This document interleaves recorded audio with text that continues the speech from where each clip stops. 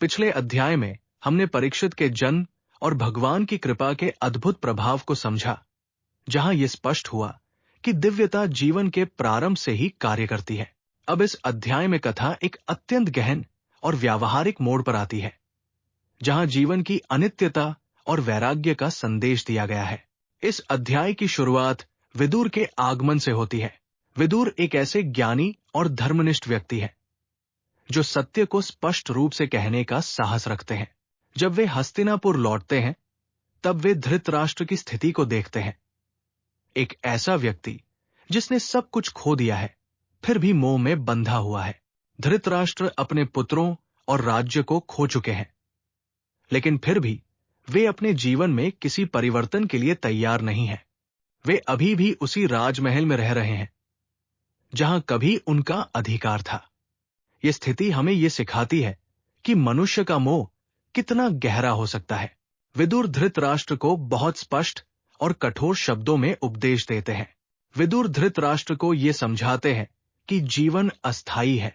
जो कुछ भी हमारे पास है, शरीर, संबंध, धन, सब नश्वर है।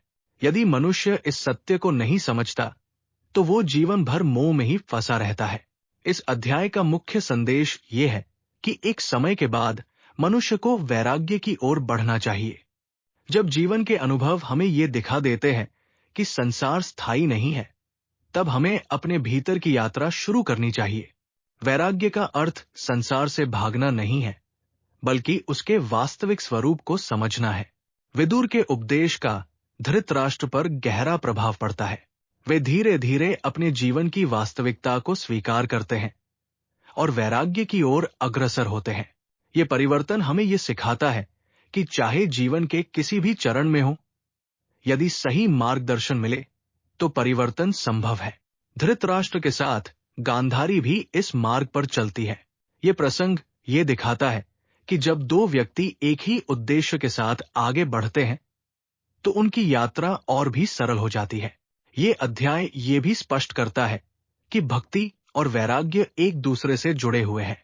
जब मनुष्य भगवान की ओर बढ़ता है, तो उसका मोह अपने आप कम होने लगता है। यदि पूरे स्कंद एक को एक यात्रा के रूप में देखा जाए, तो ये जिज्ञासा से शुरू होकर वैराग्य तक पहुंचती है। ये अध्याय हमें ये सिखाता है कि जीवन में एक समय ऐसा आता है जब हमें अपने भीतर की ओर मुड़ना चाहिए। विदुर का उपदेश और धृतराष्ट्र का परिवर्तन हमें ये प्रेरणा देता है कि हम भी अपने जीवन में सत्य को स्वीकार करें और सही दिशा में आगे बढ़ें।